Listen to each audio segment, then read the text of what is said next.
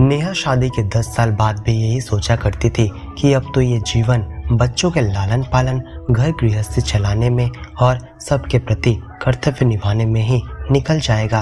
यही जिंदगी अब उसकी नियति बन गई थी। एक दिन नेहा की 6 साल की बेटी नीलिमा अपना होमवर्क कर रही थी।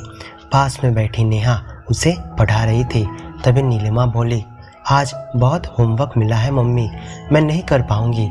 तब नेहा बोली, क्यों नहीं कर पाओगी बेटा, नीलिमा तो सब कुछ कर सकती है। नेहा ने कहा।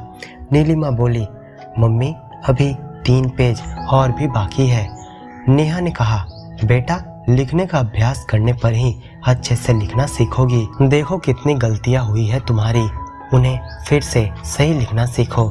हिंदी में कितनी अशुद्धियां हैं तुम्हारी। मगर आज नीलिमा पढ़ना नहीं चाहती थी और नेहा से कहने लगी कि मम्मी मैं नहीं कर पाऊंगी। नेहा ने नीलिमा का हाथ पकड़ा और उसे सहारा देकर 1 पेज लिखने का काम पूरा कर दिया। अब नीलिमा का उत्साह बढ़ गया और बाकी पेज भी उसने पूरे लिख लिए। ऐसे ही किसी भी काम को करने में नीलिमा जब कहती थी कि अब मैं नहीं कर पाऊंगी, तब नेहा उसका उत्साहवर्धन करते हुए कहती, क्यों नहीं कर पाओगी बेटा, तुम सब कुछ कर सकती हो। और फिर नीलिमा करके दिखा देती थी। एक दिन नेहा ने रोटी बनाते समय आटे के लोइयों को खूबसूरत आकार देकर छोटे छोटे खिलौने बना दिए, जिसमें मुर्गी, बत्तख, टेडी बियर भी थे। यह देखकर नीलिमा को बहुत मज़ा आया।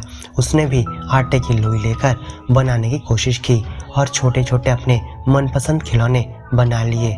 नीलिमा ने मम्मी से पूछा, आप इतनी सुंदर डिज़ाइन कैसे बना रही हैं मम्मी? तब नेहा बोली, मैंने क्ले आर्ट सीख रखा है। और नेहा ने आटे की लोई से एक सुंदर स्त्री का आकार दिया और उसकी गोद में एक छोटा बच्चा भी बनाकर रख दिया।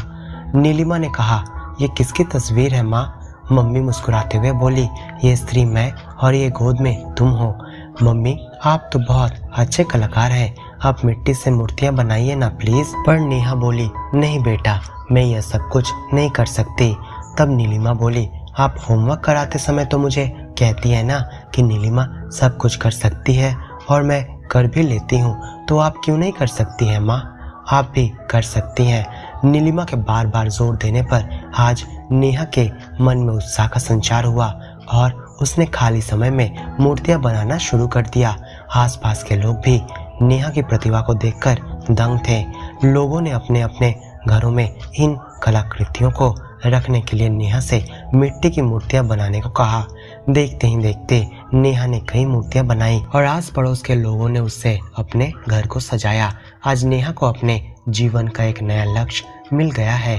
उसकी इतनी वर्षों की प्रतिभा आज निखर गई थी और यह सब नीलिमा से मिली सीख का नतीजा था।